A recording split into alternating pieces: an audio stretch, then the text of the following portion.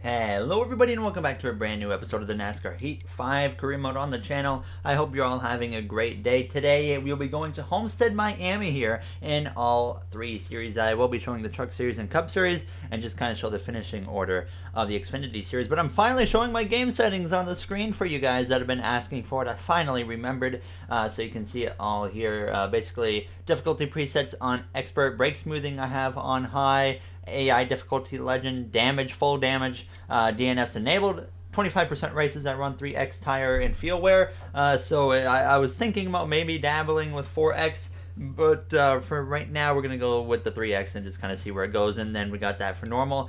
The player tire grip fall off, sometimes I go between normal and more grip. I use more grip at a few tracks like Phoenix, Indianapolis, as well as Richmond, tracks where I really struggle, so that's kind of where we use them. Usually actually we're pretty good at Indianapolis. We just lose so much grip though along the run compared to the AI. But there you see the driving stuff. So normal with the draft effect. Skill range though, I have that at narrow, and then stability is normal. I might actually put that to more stable, or no, the recovery skill, I might put that to higher or something like that. We'll see now, as the AI definitely seemed to lose control way too easy. Starting spread compressed, mechanical failures as well as at normal, and then we got tire wear effect at normal as well. Pretty much all of the stuff in driving is at the normal stuff, but impact forces is high now, to make it a little bit more difficult on myself when I run into the AI.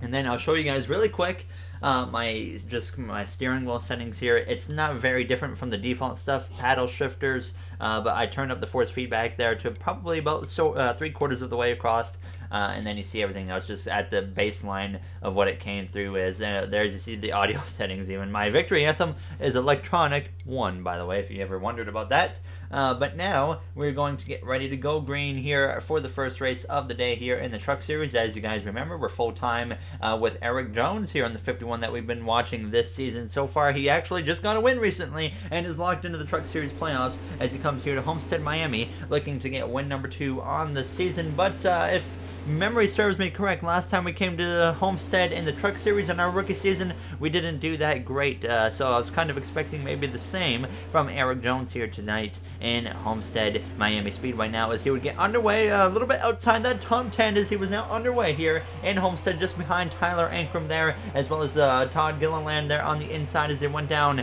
into turns 1. So definitely wasn't sure what to quite expect from Jones, but he jumps up to that outside right off the bat, trying to make up as much ground as he possibly could now as he went down this backstretch. They're going to the outside of Fogelman as he tries to gain up all that positions now as he dives down into turn 3. Nearly got into the back there of Todd Gilliland as he dived down into turns 3, but he did keep it out of him now as it came through out of turns 4. It was actually Ross Chastain up front at this point in the race, but Eric was working his way forwards, but definitely not working his way forwards very quickly now, as he was 3 wide on the inside of Grant Enfinger and Natalie Decker as he came through turns 3 and turns 4. This was a little bit later now in the races. Like I said, he was moving his way forward, but he was definitely doing it at a pretty slow pace. It wasn't looking like Eric was going to be able to get a top 10 at this point as he dived down into turns 1 behind Austin Hill here. But then we continue a little bit later on, still about the same area now, as he was still battling with Natalie Decker. Austin Hill had actually gotten away a little bit now as he was starting to struggle quite a bit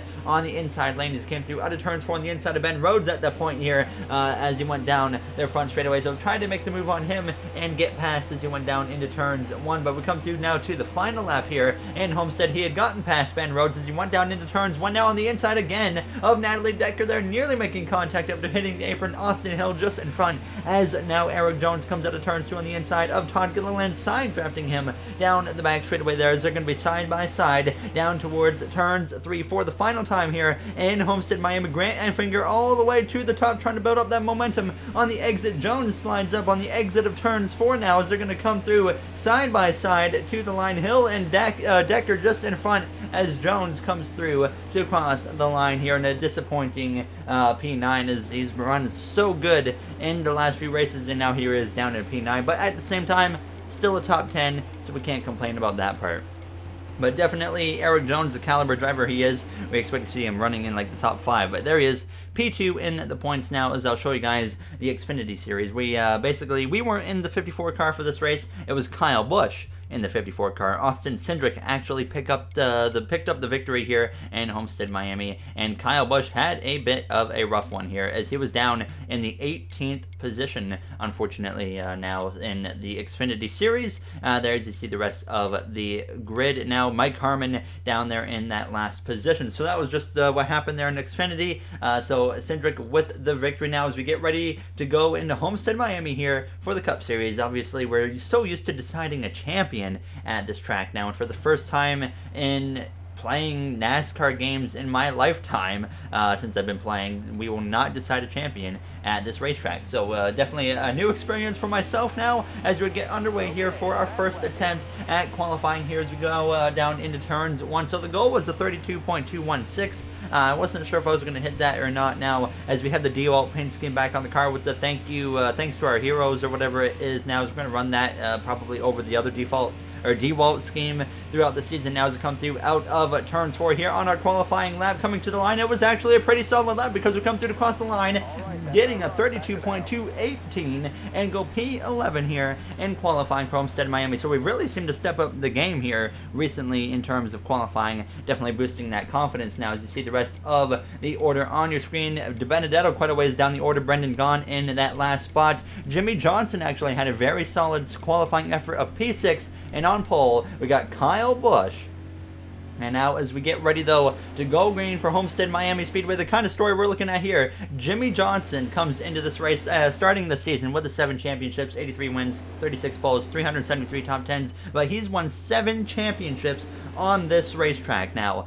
So his last time coming to this track that has done so much for him throughout his NASCAR career, and we're going to see how he can do here today in Homestead Miami. There, as you see, Chris Buescher sent to the back after failing technical inspection, and Keselowski starting in the back after crashing and qualifying, so he will be driving a backup car, unfortunately, now as we get ready to go green here from P10 after moving up a spot there from those qualifying issues. Now as the green flag is out and we are underway here in Homestead, Miami. Chase Elliott on our inside in that Hooters paint scheme. You see Kurt Busch just on that row behind us. Kurt Busch, a notable to keep our eye on very early in the season, but Kurt Busch has had so much bad luck to start the season that he is very, very deep in the points, and he needs to turn that luck around as quickly as he can. Otherwise, he's going to be in a very tough spot on the point situation now as we go down this back straightaway on this first and opening lap here in Homestead, Miami. There is a lighting glitch on this racetrack here, and you'll see that for sure in stage 2 now as you see it also in the replay cameras, but you'll really see it in stage 2 and stage 3. But in my opinion, it looks incredible now as we go down the front straightaway. Jimmy Johnson started 6th, and Jimmy Johnson is clearly like the slowest thing on the track right now. He is way off the pace as we dive down into turns 1, almost wondering if the 48 has some type of issue because he was so slow as we came through out of turns 2. Kyle Busch, though, continues to lead. Blaney and Joey Logano 2nd and 3rd as we are using that outside right off the bat. As you can see, we come through now to lap 3 right behind our teammate Martin Truex Jr. We have a lot of 3-wide racing to start this race, and Denny Hamlin makes a 3-wide up the inside of Kevin Harvick, as well as our teammate of Martin Truex Jr. We're in a 3-wide ourselves there with Alex Bowman up my inside. I give a push to the back of the 19 of Martin Truex Jr. as we go down this back straightaway. Chase Elliott on the inside, so it's 2 Hendrick drivers on our inside. There were 3 wide behind us even. Now as Matt Kenseth would send it up my inside, and now we're even going to go potentially 4 wide on the exit of turns 4. Sure enough, Byron on all the way on the bottom. It's JGR versus HMS there as we actually got put in the wall because of that 4 wide, and unfortunately lose some ground there as Kenseth and Custer are able to get up to my inside, and we're 3 wide once again through turns 1 and out of turns 2. So just a spectacular racing to start off this race here now, as definitely the AI were not holding back to say the least here as we dive down into turns 3, but we would hold on to P12 over Kenseth, then we would fight past Ryan Newman to take over P11 at this point now as we came through out of turns 4 on lap 7. We would slice to the inside of the 9 of the Hendrick Motorsports driver of Chase Elliott in that Hooters paint scheme, and we would once again be able to take over another position here in Homestead. So after that completely chaotic start to a race, we were starting to kind of settle in here, and we would take over P10. But to my surprise, after we kind of took over P10, Ryan Blaney was actually out front at this point, but to my surprise, it was not the speed in the car that I had anticipated after we made that pass to come through on lap 13 of the stage, and I had gone nowhere, and I was not pulling away from Chase Elliott anymore, and I just couldn't run down the cars in front of me. We come through now on lap 16 of 19, only 4 laps to go here in stage 1, and just continued to go nowhere. So I was, like I said, definitely surprised considering how much I was working my way through the field, but the car was really loose at this point. That was really the big problem. Now as we come through approaching 2 to go here on the stage, but we get into the outside wall and the exit of turns 4 coming to 2 to go in the stage now, as I just lost the back end too much, giving up the position, the final stage spot, to Chase Elliott now, and Kenseth as well as Cole Custer are going to follow through on that bottom as I try to hang on the outside, but the car is just so slippy slidey, I guess you could call it. Now as we almost hit the 42 there, and then through turns 3 coming to the white flag, Denny Hamlin actually took the stage lead, and then out of turns 4, unfortunately I'm just hanging on for dear life, and Cole Custer is able to get ahead of me, but we side draft him a little bit and get ahead of him as we dive down into turns 1 here on the final lap of stage 1. Kenseth is going to pass Elliott there for that 10th position now as we're sliding all over the place out of turns 2, but we hang on to it now at this point, just trying to bring it to the end of the stage now as we were in stage points, but completely I threw it away obviously now as we dive down into turns 3 for the final time, this time going right to the bottom of the track to see if it maybe feels better as we come through out of turns 4. Kenseth and Elliott there close together, but as Kenseth holding on to the final stage point, we cross the line, P13 here in stage 1. So definitely going to be in need of some type of adjustments here on the pit lane, because so far nothing going very well. Obviously we got our way up to the top 10, but after we got into that top 10, things just kind of fell off after the car's handling went away. So the goal here was to come in for 2 cans of fuel and put 4 fresh tires on the car, but as well as make some type of, I guess, wedge adjustment. Obviously, we can do the tire pressures, we can do the grill tape, but we're just going to do the wedge here on the cars. Jimmy Johnson is 2 laps down. I'm not sure what happened to Jimmy Johnson. Even Chad Fincham, or no, that was Ross Chastain's a lap down. I'm not sure what happened to both of them. But Johnson and Chastain are still in the race. So very confused as to what happened there. Now as we would get ready though to go green here for the start of stage 2, I made quite the significant wedge adjustment. I've put it up from 50.0 to 50.3, so the car should definitely be quite a bit tighter on the longer run as well on the short run, which is a little bit concerning now as we dive down into turns 1 here from P10. As we can you can see we clearly gained a good chunk of ground there on those pit stops. Now as we come through out of turns 2, we did get into the back there of Chase Elliott just a little bit now as we go down this back straightaway, just throttling it up a little bit now as we go down towards turns 3. Hamlin won stage 1 there, stealing the lead away from Ryan Blaney right at the end. Blaney is actually behind us right now. That's how bad his pit stop was as we come through out of turns 4 side by side with Keselowski, and now we'll roll over 3 wide again here, just like the start of the race now as we dive down towards turns 1. These restarts are just a formula for chaos here in this racetrack. Now as we come through turns 1 and 2 on the outside of Chase Elliott, now as we go down the backstretch, we might even be 3 wide again now with him and Eric Almirola as we go down towards turns 3 behind William Byron and Cole Custer. Custer obviously a driver that we're battling with this season for Rookie of the Year now as we come through turn 3. Now just trying to use that outside to my advantage, but then on lap 3 I send it up the inside of Custer and Byron. Take it 3 wide into turns 1. Hamlin at this point driving away from the field now as we came through out of turns 2. Kurt Busch had driven up into second. I was talking about Kurt Busch's terrible luck to start the season. Well, now here he is having a great run here in second place as we dive down into turn 3 up the inside of Matt Kenseth into turn 3, but then Kurt Busch blows the right front tire in the second position here, and that's going to bring out the caution, and that would be the end of Kurt Busch's day here in Homestead, Miami. I was just talking about him having a good run, and there you see the replay on the screen. He blows the right front, and that ends his day here as he made contact with his brother as well as of Kyle Busch, but it's unfortunately you think maybe Kurt could get back in the race. Nope. That was the end of the day for Kurt Busch, and the bad luck at the start of the season continues. Kurt Busch has had speed, but he's had terrible, terrible luck now as we would get back underway. I did have a little bit of damage on the front end because I got into the back of Joey Logano. He checked up really hard, obviously trying to not get involved in that incident, so he did absolutely nothing wrong, and I just didn't react in time. So unfortunately, we did pick up that damage on the front end, but it wasn't going to be too impacting. But you got to feel bad for Kurt Busch because he is in a terrible position right now in the points, like 30th So he's definitely got a lot of work to do now as we dive down into turn 3. The 3 wide up the inside of Joey Logano and Kevin Harvick as we come through out of turn 4. Byron's going to get up the inside as I leave the door open. The 3 wide behind us, 4 wide here in the middle as we come through, crossing the line. These restarts absolutely chaotic, incredible racing here, action-packed so far in Homestead Miami Speedways. We're still going to be maybe 4 wide again through turns 1 and 2. Yes, we are. Kenseth to the bottom, Logano, Harvick on the outside, then finally Logano gets out of it. We're only 3 wide now, so a lot safer now as we dive down towards turn 3. Being 3 wide felt like a dream at this point now instead of being in that 4 wide scenario, but I send it into turn 3 and hit the outside wall,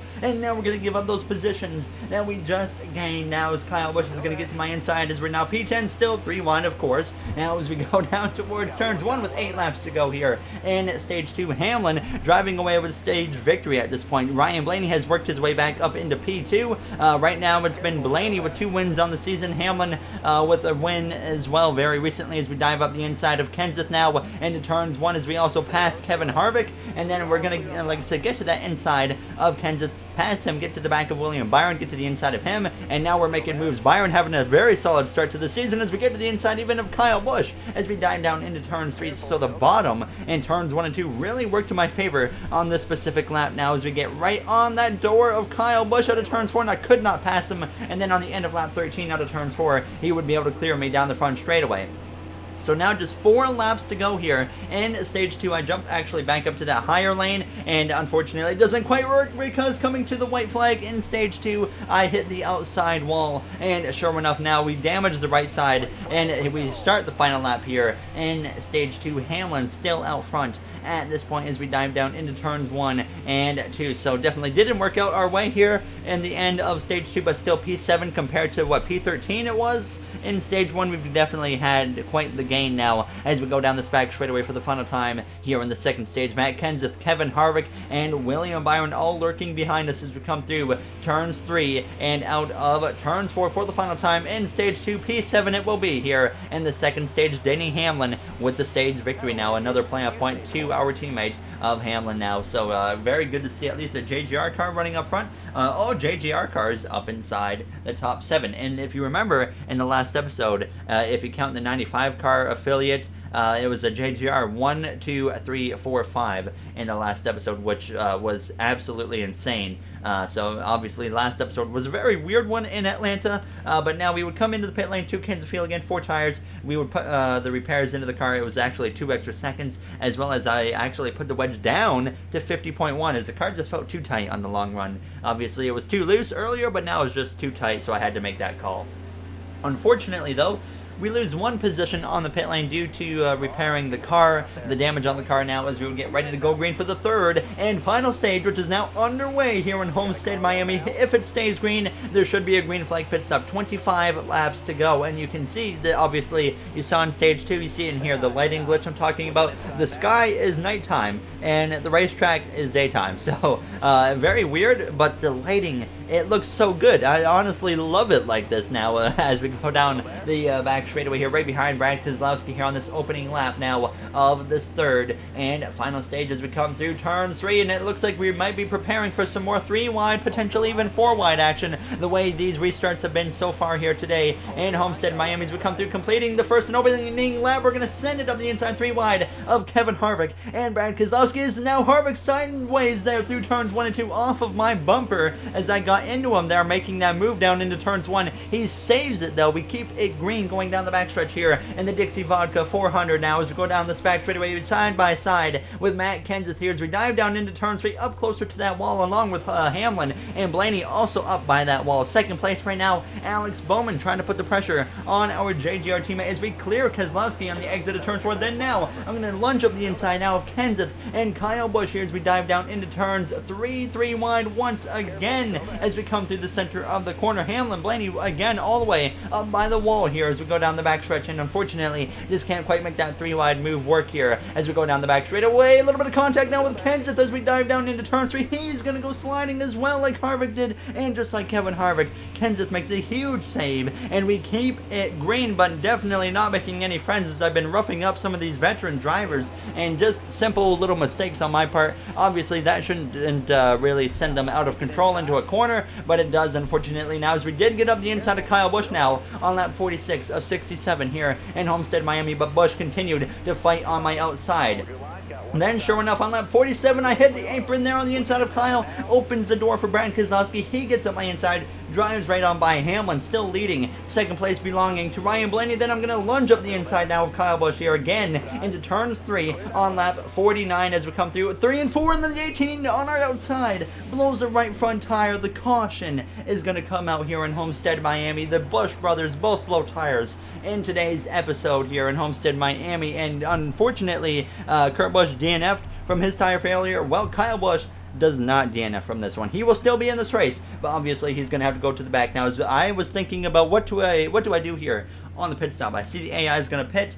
We only need half a can of fuel. We did not have race-winning speed, so the only thing I could do to potentially get that race-winning speed, well, is to get a tire advantage. So I throw 4 tires on the car, anticipating the AI were going to take 2. I thought maybe there was a chance it could take 4, but I expected 2, and I was right. So not disappointed, though, because I was hoping that we would get a tire advantage, because I felt like we were probably a 7th or so place car. Obviously, with a wild restart, we were kind of able to get up to like 3rd or 4th, but obviously in terms of just long-term speed, we do not have a car capable of winning this race. So the 4-tire call here could get us in a position, though, to win this race as we dive down into turns 1 of the inside of Bubba Wallace now. Clint Boyer in the mix. He's not had the greatest start to the season either, but he's looking to turn that around at least a little bit here in Homestead, Miami now, as we're going to be 3 wide down the back straightaway. Surprise there. Now, as we dive down into turn 3, there's actually a little bit of contact there with Tyler Reddick in that RCR number 8 machine. Now, as we come through, and now on lap 54, we had already worked our way up inside the top 15, going up the inside 3 wide there with Newman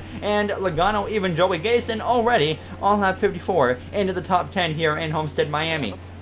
Denny Hamlin continuing to lead the way. We passed Cole Custer, we passed Matt Kenseth, and even Martin Truex Jr. now on just lap 55, closing in on 10 to go, but not quite there yet. We passed William Byron to P6, and you can clearly tell the 4 tires are paying off massively, because we get to the outside of Keselowski, blow the doors right off of the Penske champion from 2012 as we dive down into turns 1. Kevin Harvick there in P4 has recovered quite well from that hit that we gave him earlier, sending him sliding, but we get to the outside now of Kevin Harvick, and we're going to pass him as well. And then next up in line is Alex Bowman for that 3rd position. Well, sure enough, with 10 laps to go, we get to the inside of Bowman, but at this point, I was starting to feel that tire advantage fall off, so the concern was kicking in now. We should be able to just blow by Alex Bowman down into turn 3. He definitely puts up a little bit of a fight here, as you can see, into the corner. So I knew right here the tire advantage was fading, and I just kind of had to slide up in front of Bowman and kind of chop his nose very heavily there to hold on to P3. But unfortunately, I lost time to Blaney and Hamlin after this point now, as the tire advantage had gotten completely wiped. And even though that it got wiped, we're still in a better position than what we would have been here, as we go down this front straightaway now, coming through with 3 laps to go out of turn 2. Bowman putting on the pressure now as we get very sideways on the exit of turn 2. A big save here as we thankfully keep it from heading down to the inside wall, and now we're going to recover that for P4, and we would hang on to come through to the white flag here in Homestead, Miami. Denny Hamlin has dominated this race since he was able to take that front position at the end of stage 1. Blaney has been trying to run him down the rest of the way, and unfortunately for Ryan Blaney, he is running out of time with about just under half a lap to go here as we dive down into turn 3. Bowman having a good run in P3, and we have rallied to a 4th place position now as we come through turn 3 and out of turn 4 for the final time. Denny Hamlin will win for the 2nd time this season and match Blaney for the most wins so far as we cross the line to finish P4. So 2 top 5s in a row here, now really racking up to be a pretty solid start to our rookie season here in the Cup Series. Now, as we definitely didn't have a top 5 car, but obviously made it work. Johnson rebounded to P29. Remember, he was like 2 laps down. Now, as Kevin Harvick actually DNF'd as well, he must have had some type of engine issue. I did see some smoke on the pit lane in those final few laps, so I'm assuming that was Kevin Harvick. Kurt Busch P40, of course, with the DNF from that blown tire. But there you see the current point standings, at least the top 20. Bubba Wallace rounding out that top 20 now, as you see the rest of the standings on your screen from the Truck Series. Obviously, we don't have to worry about the points now in trucks and Xfinity. We're locked into the playoffs with Jones and then the 54 car. But as always, if you guys enjoyed this episode, you know what to do. I'd like to thank you all for taking the time out of your day to watch this one. And hope you guys enjoyed it a lot now. But we're also going to check there, see the Cup Series standings on your screen. And you're going to see Kurt Busch, who is all the way down, actually, in the 30th position in the points. I can confirm after he's gotten some stage points this season. He's done well with that. But he has just struggled so hard to get a good finishing result now with just terrible luck that he's had. But like I said, that will do it, though, for this episode. Thank you all for coming out, and I'll see you guys in the next one at Texas. Have a great day, everybody.